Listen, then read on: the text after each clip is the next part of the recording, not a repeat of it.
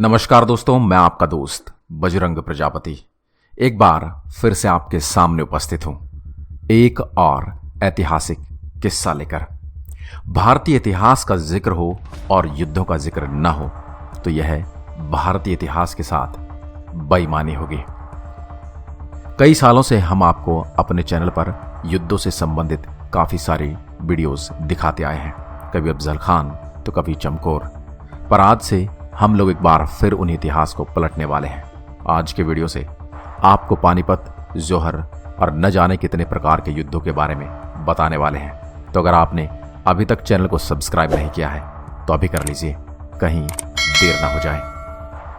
आज कहानी है पानीपत के 3 युद्धों में से सबसे पहले युद्ध की, जिसने भारत के इतिहास में एक निर्णायक भूमिका निभाई।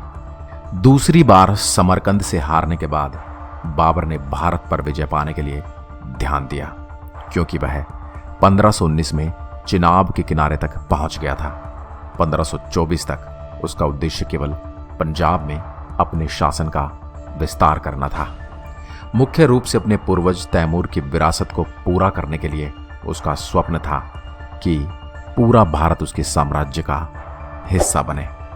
उस समय उत्तर भारत के कुछ हिस्से लोदी वंश के इब्राहिम लोदी के शासन के अधीन थे, लेकिन साम्राज्य ढह रहा था और दिन ब दिन लोदी वंश कमजोर होता जा रहा था।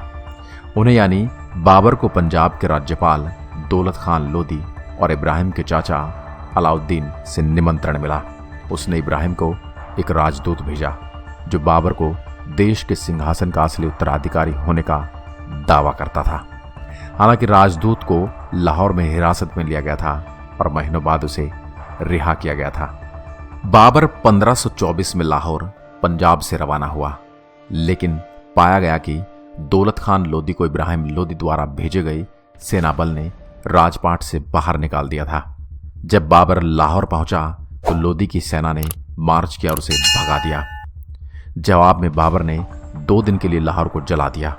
बाबर अत्यधिक क्रोध में था और हिंसा के अंतिम चरण पर उतर आया था।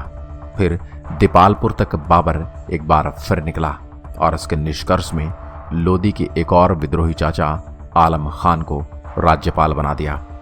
आलम खान को जल्दी से उखाड़ फेंका गया और फिर वह काबुल भाग गया।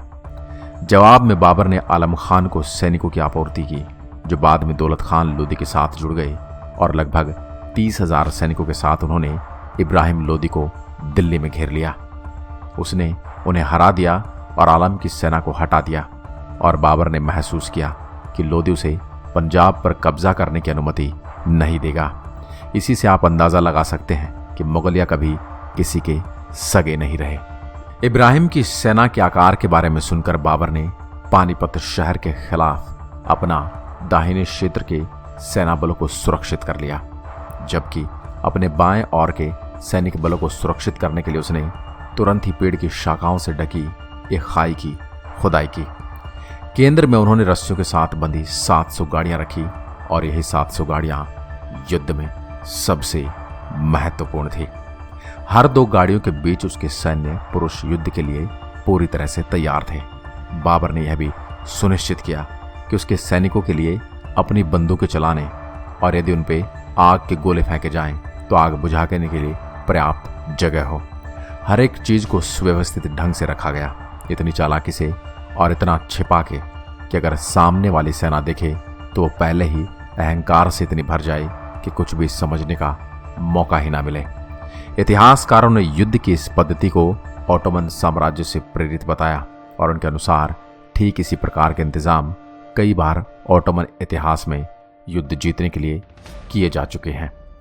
जब इब्राहिम की सेना पहुंची तो उसने बाबर की सेना पर हमला करने के लिए बहुत ही संकीर्ण दृष्टिकोण पाया, जबकि इब्राहिम ने अपनी सेनाओं को संकीर्ण मोर्चे की अनुमति देने के लिए फिर से तैयार किया।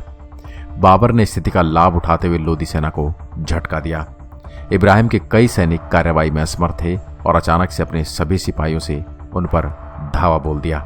यह अकस्मात झटका तब तक इब्राहिम लोदी समझ पाता और उसकी सेना उससे उभर पाती तब तक बहुत देर हो चुकी थी। और जब लड़ाई उनके खिलाफ हो गई तो लोदी और उसकी पूरी सेना रणभूमि छोड़कर भाग गई। इब्राहिम लोदी की सेना पीछे हटने से युद्ध में इब्राहिम लोदी मारा गया। युद्ध में 20,000 लोदी सैनिक मारे गए। इसमें कोई दो राय नहीं कि बाबर ने इस युद्ध में सैन्य विद्या को बखूबी प्रदर्शित किया, बल्कि इस युद्ध में एक और ऐसा कारण था जिसके कारण बाबर ने इतनी बुरी तरह से इब्राहिम लोदी को धूल चटाई, और यकीन मानिए वजह आपको हैरान कर देगी। तो वह वजह थी बाबर की सेना द्वारा इस्तेमाल किए गए आधुनिक शस्त्र, जैसे तोप और बंदूकें। बाबर की बंदूकें युद्ध में निर्णायक साबित हुई। इससे पहले क्योंकि इब्राहिम के पास किसी भी क्षेत्र में तोप नहीं थी, बल्कि इसलिए भी कि तोप की आवाज ने इब्राहिम के हाथियों को भयभीत कर दिया, जिससे वे अपने ही आदमियों को रोंदने लगे। अब बात करते हैं कि युद्ध के बाद क्या हुआ। इब्राहिम लोदी अपने 20,000 सैनिकों के साथ युद्ध के मैदान में मारा गया। पानीपत की लड़ाई सैन्य रूप से बाबर के लिए निर्णायक जीत थी। राजनीतिक रूप से इसने बाबर की नई और खतरनाक छवि बनाई और भारतीय उपमहाद्वीप के मध्य में लंबे समय तक चलने वाला मुगल साम्राज्य की स्थापना के एक नए चरण की शुरुआत की।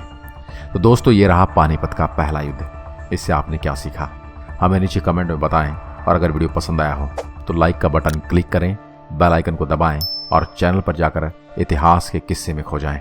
जल्द मिलूंगा एक और ऐसे ही ऐतिहासिक वीडियो के साथ। तब तक के लिए नमस्कार, जय हिंद, जय भारत। अपना ख्याल रखें, मास्क लगाएं, हाथ बार बार धोते रहें। जय हिंद, जय भारत।